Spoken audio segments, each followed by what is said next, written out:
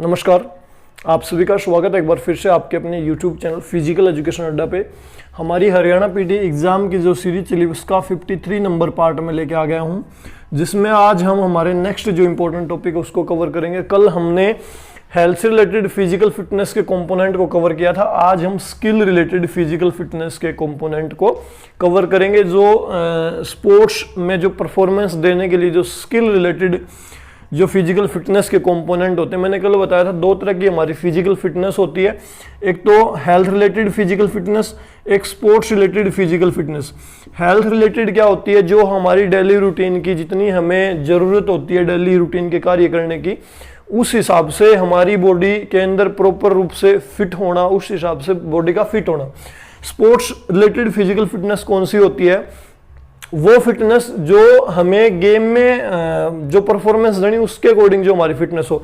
जैसे एथलीट होता है, उसको किस प्रकार की फिटनेस चाहिए, फुटबॉलर है उसको किस प्रकार की फिटनेस चाहिए, उस हिसाब से मतलब अकॉर्डिंग टू गेम प्रॉपर खिलाड़ी का फिट होना। समझ गए इतनी सी बात।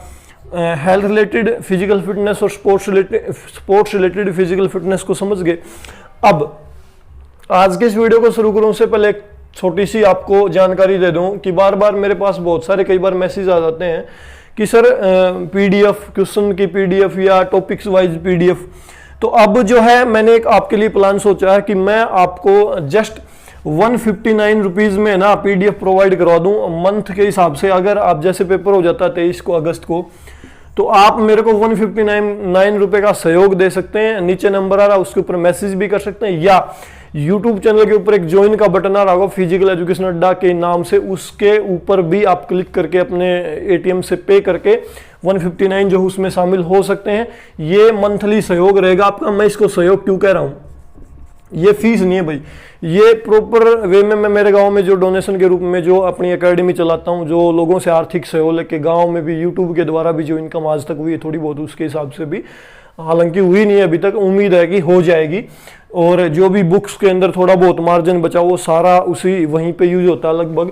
तो मैं ये सहयोग के रूप में बोल रहा हूँ। इसमें अगर आप मेरा सहयोग करते हो तो मैं आपके लिए क्या करूंगा, हर रोज आपको जो है 40 क्वेश्चंस ऑब्जेक्टिव टाइप में प्रोवाइड करवाऊंगा। उसके अंदर एग्जाम ओरिएंटेड क्वेश्चंस के मैं प्रोवाइड करवाऊंगा। अब जैसे ही हमारी 23 अगस्त को एग्जाम होना, तो मैं मान के चलता हूं कि मैं आपको 25 पार्ट उपलब्ध करवा दूंगा इजीली, 25 पार्ट 40 क्वेश्चंस के।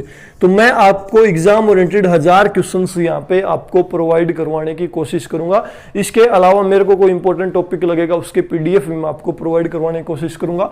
तो आप 159 का सहयोग मेरे साथ जुड़ के कर सकते हैं। नीचे व्हाट्सएप नंबर आ रहा है उसके ऊपर मैसेज कर सकते हैं, या आप YouTube के ऊपर भी ज्वाइन बटन के ऊपर जाके ज्वाइन कर सकते हैं। ठीक है, वहां पे मैं प्रोसेस बताऊंगा आपको, उस हिसाब से फिर ज्वाइन करना पड़ेगा। फिर मैं आपको एक व्हाट्सएप ग्रुप में ऐड कर दूंगा। ठीक है, वहां पे फिर आपको ग्रुप में डेली ये प्रोवाइड करवा सकता हूँ। ठीक है, सहयोग मैं फिर बता दूं, इसमें कोई मेरा वो नहीं है पर्सनल, क्योंकि मेरे हालात ठीक ठाक है, मेरे को YouTube के ऊपर डिपेंड होने की कोई जरूरत नहीं है। तो अब बात कर लेते हैं आज के टॉपिक की। ये भी बार बार मैसेज आ रहे हैं तो उस हिसाब से मेरे को सोचना पड़ रहा है, नहीं तो कोई जो है जरूरी नहीं था। तो हमने कल पढ़ा health related physical fitness component को। आज हम बात कर लेते हैं स्किल रिलेटेड फिजिकल फिटनेस को, फिटनेस के कंपोनेंट को। ये हैं भाई 6, वहां पे हमने 5 कंपोनेंट पढ़े थे। ठीक है, यहाँ पे 6, पांचों ही मैंने बता दिए थे। और की कंपोनेंट मैंने जो बताया था, कार्डियो रेस्पिरेटरी इंडोरेंस जो होती है हमारी, वो की कंपोनेंट होता है। ठीक है, आज हम बात कर लेते हैं पहले एजिलिटी की। एजिलिटी क्या होता है, change and control the direction of body when body जो है मूवमेंट कर रही हो।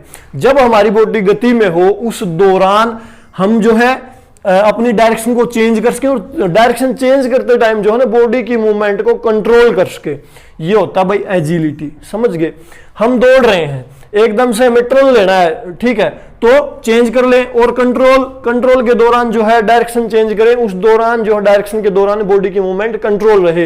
ये नहीं कि आप 400 मीटर में भाग रहे हैं ट्रैक पे, एकदम से अंदर की तरफ घूमे तो यहाँ पे गिर ना जाए। ठीक है, जब आप अपनी बॉडी की डायरेक्शन चेंज कर रहे हो उस दौरान बॉडी को जो है प्रॉपर कंट्रोल कर पाओ, और जब आप स्पीड में कोई मूवमेंट करो तो उस दौरान अपनी बॉडी की मूवमेंट जो है डायरेक्शन को आराम से चेंज कर सको। समझ गए, ये होता है एजिलिटी। ज्यादा डीपली नहीं जाना भाई। Balance, stabilize the body when movement, जब बॉडी मूवमेंट में हो उस दौरान जो है हमें अपना पोस्चर स्टेबलाइज करना। समझ गए? आप दौड़ रहे हो तो आपके हाथ प्रॉपर आ रहे नहीं, आ रहे, ये नहीं कि दौड़ते टाइम लड़खड़ाए गिर जाओ, या आप कोई भी काम कर रहे हो, जंप कर रहे हो फॉर एग्जांपल, तो उस टाइम जो है बॉडी की मूवमेंट प्रॉपर वे में होना और सारे बॉडी के पार्ट बैलेंस में होना। समझ गए? ये बैलेंस होता है, इसके ऊपर ज्यादा टाइम वेस्ट नहीं करेंगे। इसके बाद कोऑर्डिनेशन, डिफरेंट मसल्स के जो ग्रुप, जब आप मूवमेंट करें उस दौरान अलग, जैसे दौड़ रहे हैं, दौड़ने के दौरान पैरों की मसल्स भी यूज होती हैं, हाथ की मांसपेशियां भी यूज होती है, तो इस दौरान इन सभी मसल्स के ग्रुप का आपस में कोऑर्डिनेशन करना। जैसे हमने जंप किया, जंप करते टाइम पैरों को आगे धकेलते हैं, हाथों की मूवमेंट अलग तरह की रहती है। कोई भी मूवमेंट करना, डिफरेंट जो मसल के ग्रुप हैं बॉडी के अंदर, उनका आपस में कोऑर्डिनेशन करके कोई भी मूवमेंट कंप्लीट करना, ये कोऑर्डिनेशन है। मतलब कोई भी आप एक काम करें उस दौरान बॉडी के अलग अलग पार्ट्स के बीच आपस में कॉम्बिनेशन बनाना, कोऑर्डिनेशन करना। समझ गए? इसके बाद स्पीड क्या होगा? मूव बॉडी और बॉडी पार्ट शॉर्ट टाइम में, मतलब हम कम से कम समय में अपनी बॉडी को मूव कर सकें और बॉडी के किसी पार्ट को कितने कम से कम समय में कितनी तेजी से मूव कर सकते हैं। स्पीड का मतलब यही होता है भाई, हमें जो है सोर्स कम से कम समय में बॉडी को मूव करना हो या बॉडी के किसी पार्ट को मूवमेंट देनी हो। समझ गए? हाथ को घुमा रहा हूं तो मेरे को भाई किसी ने कह दिया कि आपको सिर्फ 1 सेकंड में हाथ को घुमाना है, मतलब शॉर्ट सबसे कम से कम समय में बॉडी के किसी पार्ट को मूवमेंट देना। फिर अब पावर का क्या मतलब है? मैक्सिमम फोर्स उत्पन्न करना, बॉडी के मसल्स के द्वारा मैक्सिमम कितना फोर्स हम उत्पन्न कर सकते हैं। समझ गए? इसके बाद है रिएक्शन टाइम है भाई, रिएक्ट क्विकली। आपको कोई उद्दीपन दिया, कोई स्टिमुलस दिया गया, आपने कोई आपके लिए क्लैपिंग कर रहा है और आपको बोल दे क्लैपिंग के ऊपर दौड़ना आपको स्पीडली, और वो क्लैप करे तो आप स्पीडली दौड़ रहे हो या नहीं दौड़ रहे हो। ठीक है? कितना स्पीड से किसी के ऊपर रिएक्ट करते हो आप।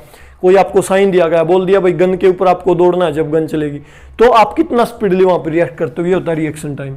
ठीक है? ज्यादा डीपली जाने की जरूरत नहीं है।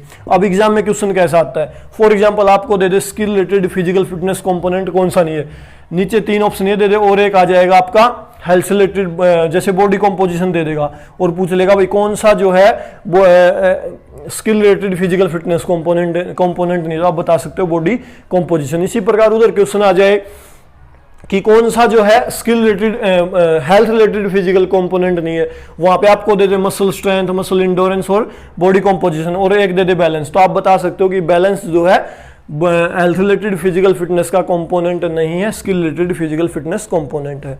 समझ गए? ये जो है ना, इससे 1-2 नंबर का काम आ जाता है भाई। मैंने फिर भी इसको ले लिया।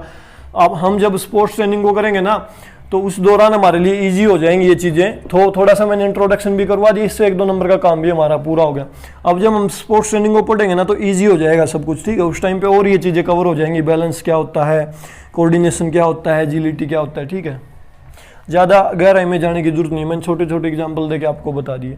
अब बात करेंगे, कॉमेंट आया हुआ था भाई पीछे वाले कॉमेंट पे कि विषाणु जनित रोग और जीवाणु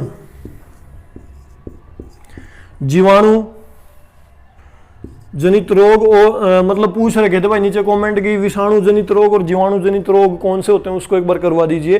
तो हमारे जो ये हमारा ब्रह्मांड है जिसके अंदर जीव जंतु रहते हैं, ब्रह्मांड नहीं धरती के ऊपर, उनमें जो बीमारियां फैलती हैं ना, 4 प्रकार से बीमारियां फैल सकती हैं जो संक्रमण वाली बीमारियां होती हैं। ठीक है? एक तो है वायरस, आपका वायरस, एक जीवाणु,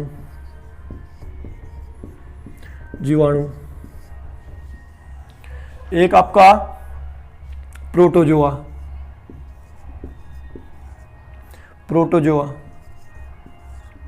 तो देख लेते हैं एक बार ये। पैसे तो पहले मैंने करवा दी, फिर भी मैं जो है आपको करवा देता हूं।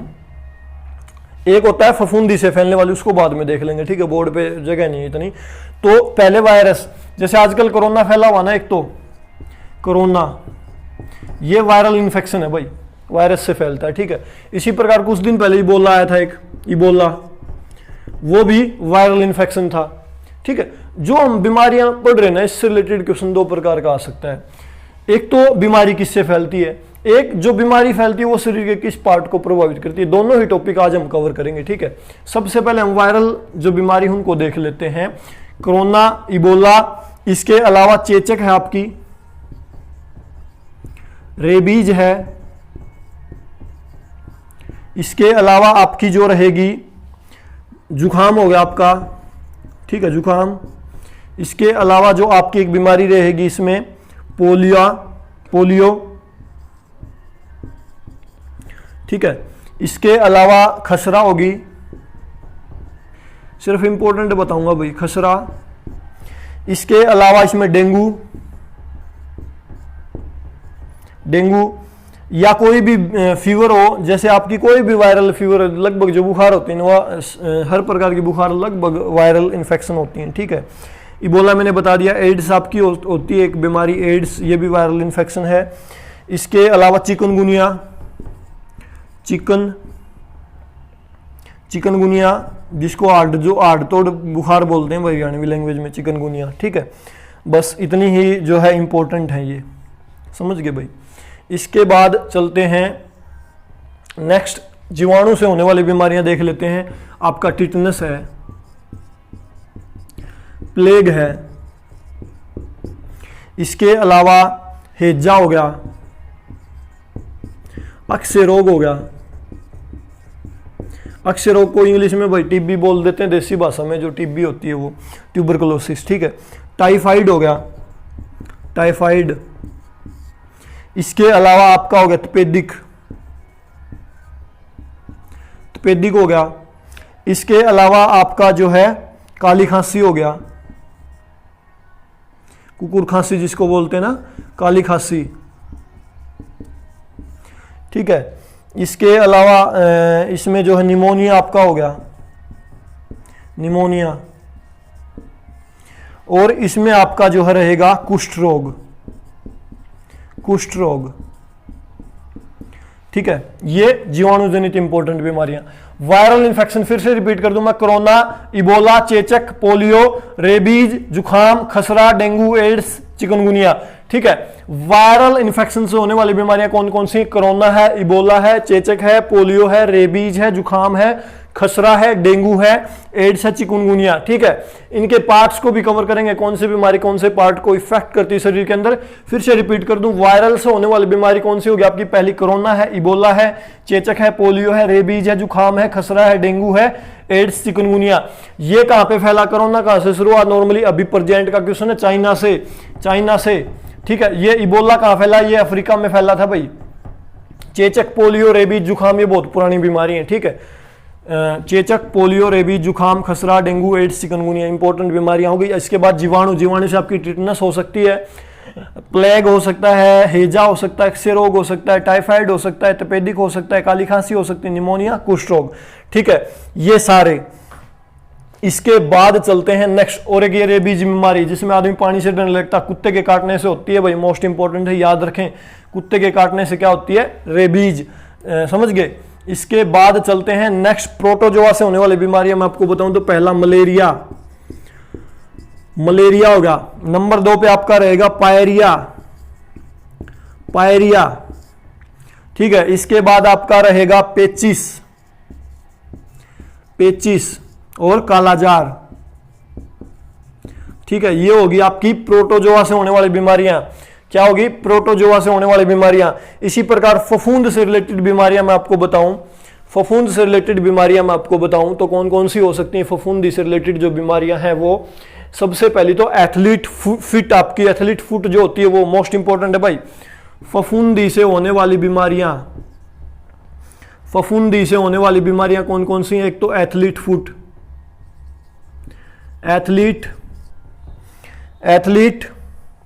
फुट, एक भाई गंजापन आपका हो सकता है, गंजापन। इसके अलावा दमा, खाज, खुजली, दाद वगैरह, ठीक है। ये फफूंदी से होने वाली बीमारियां समझ गए। प्रोटोजोआ से मलेरिया, पायरिया, पेचिस, कालाजार, 4 बीमारियां याद रखें।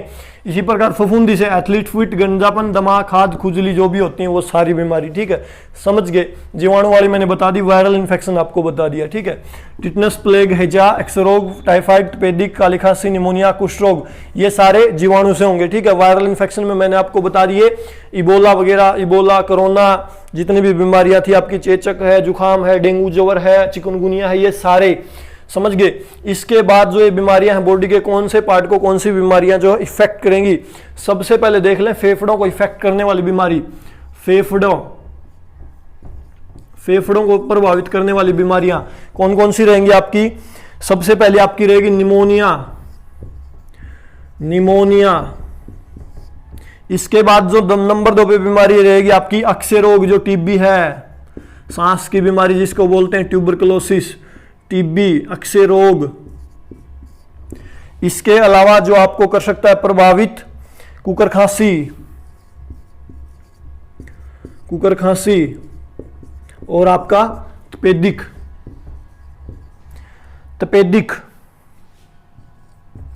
ठीक है, ये फेफड़ों को प्रभावित करने वाली मुख्य बीमारियां भाई। इसके बाद दूसरा रहेगा आंत को प्रभावित करने वाली बीमारियां। आंत, कौन कौन सी बीमारी प्रभावित करेगी आंत को आपकी। हेजा है, हेजा इफेक्ट कर सकता है आपकी आंत को। इसके अलावा टाइफाइड आपको इफेक्ट कर सकती है आपकी आंत को। इसके अलावा यहां पे आपकी पेचिस और आपका डायरिया।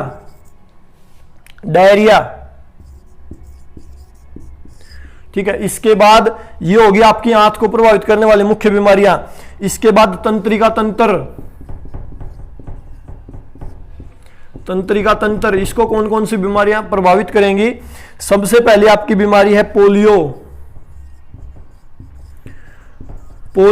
इसके बाद आपकी बीमारी नंबर 2 पे है रेबीज। इसके बाद आपकी तंत्रिका तंत्र को प्रभावित कर सकती है टिटनस। ठीक है, ये तंत्रिका तंत्र को प्रभावित करेंगी। इसके बाद मसूड़ा जो हमारे होते हैं उनको कौन कौन सी बीमारियां प्रभावित करेंगी। पायरिया आपका इफेक्ट कर सकता है मसूड़ों को। और स्कर्वी रोग, विटामिन सी की कमी से होने वाली बीमारी स्कर्वी। इसके बाद जो नेक्स्ट पार्ट है लीवर को, यकृत को, इसको कौन कौन सी बीमारी प्रभावित कर सकती हैं। हेपेटाइटिस और आपकी कौन सी बीमारी, पीलिया। इसके बाद नेक्स्ट आपकी बीमारी है लाल आरबीसी को, रेड ब्लड सेल को प्रभावित कौन कौन सी बीमारियां कर सकती हैं आपकी, मलेरिया और प्लेग। ठीक है, इसके बाद नेक्स्ट जो पार्ट है अग्नाशय, हमारा पेट, इसको कौन सी बीमारी प्रभावित कर सकती है, मधुमेह, डायबिटीज हमारे अग्नाशय को प्रभावित कर सकती है बीमारी। ठीक है, इसके बाद आपका जो है श्वास नली को कौन सी बीमारी प्रभावित कर सकती है, इसको करेंगी आपकी डिप्थीरिया और आपकी अस्थमा, दमा वगैरह हो जा, अस्थमा। ठीक है, और आपकी फिर इसके बाद थायराइड ग्रंथि, गला, इसको कौन प्रभावित करेगा, घेंगा रोग जो आयोडीन की कमी से होता है। इसके अलावा एक जो पार्ट रहेगा भाई आंखों की बीमारियां बहुत बार एग्जाम में आती हैं भाई। आंखों की बीमारियां कौन सी होंगी आपकी, नंबर 1 आपकी होगी ट्रैकोमा। इसके अलावा एक बीमारी ग्लूकोमा भी आपकी आंखों को प्रभावित कर सकता है। इसके अलावा मोतियाबिंद भाई। ठीक है, ये आंखों को प्रभावित करने वाली बीमारियां। तो ये हमारे हो गए कंप्लीट बीमारियां। ठीक है, इसके अलावा मैंने जो स्पोर्ट्स रिलेटेड फिजिकल फिटनेस के कंपोनेंट है वो बता दिए। और आपका मैं फिर से रिपीट कर दूं, फेफड़ों को कौन सी बीमारियां प्रभावित करेंगी, आपकी निमोनिया, अक्षय रोग, कुकर खांसी, तपेदिक। इसी प्रकार आंत को हेजा, टाइफाइड, पेचिस, डायरिया। ठीक है, मतलब डायरिया में जस्त वगैरह लग जाते हैं ना, हेजा, टाइफाइड, पेचिस, डायरिया। इसके अलावा तंत्रिका तंत्र को पोलियो, रेबीज, टिटनस। तंत्रिका तंत्र जो दिमाग से इंपल्स लेके जाती हैं, दिमाग जो बॉडी के अलग अलग पार्ट को ऑर्डर देता है, उससे रिलेटेड सिस्टम है फंक्शन। ठीक है, मसूड़ों को पायरिया, स्कर्वी आपको पता है, यकृत जो है हेपेटाइटिस और पीलिया से खराब हो सकता है। आरबीसी को जो है मलेरिया और प्लेग जो प्रभावित करेंगे, और जो है श्वास नली को डिप्थीरिया और अस्थमा। इसी प्रकार आंखों को जो ट्रैकोमा, ग्लूकोमा और मोतियाबिंद। डायबिटीज जो अग्नाशय को हमारे प्रभावित करेगी, और घेंगा रोग जो है गले को, थायराइड ग्रंथि को इफेक्ट करेगा। तो भाई ये थी आज की क्लास। ठीक है, थोड़े से इजी टॉपिक भी चल रहे हैं और इम्पोर्टेंट भी चल रहे हैं। ठीक है, अभी हमारा इम्पोर्टेंट टॉपिक तो एक ही बचा हुआ है, स्पोर्ट्स ट्रेनिंग, उसको भी कवर कर देंगे, जल्द ही लास्ट में करेंगे उसको कवर। इससे पहले छोटे छोटे टॉपिक बचे हुए हैं। हाँ, योग के टॉपिक को लेकर रिक्वेस्ट आ रही है, वो भी करवा देंगे भाई, डोंट वरी, मेरा काम है। तो आज की क्लास आपको कैसी लगी कमेंट करके बता सकते हो, अच्छी लगी हो तो अच्छी कह सकते हो, नहीं लगी हो तो अच्छी नहीं भी मना भी कर सकते हो, अच्छी लगने से, आपकी मर्जी है। ठीक है, कोई ज़बरदस्ती नहीं है। तो ये थी आज की क्लास, आपको कैसी लगी कमेंट जरूर करें। और अभी के लिए वीडियो में इतना ही, वीडियो को लास्ट तक देखने के लिए आपसे का बहुत बहुत धन्यवाद, थैंक यू।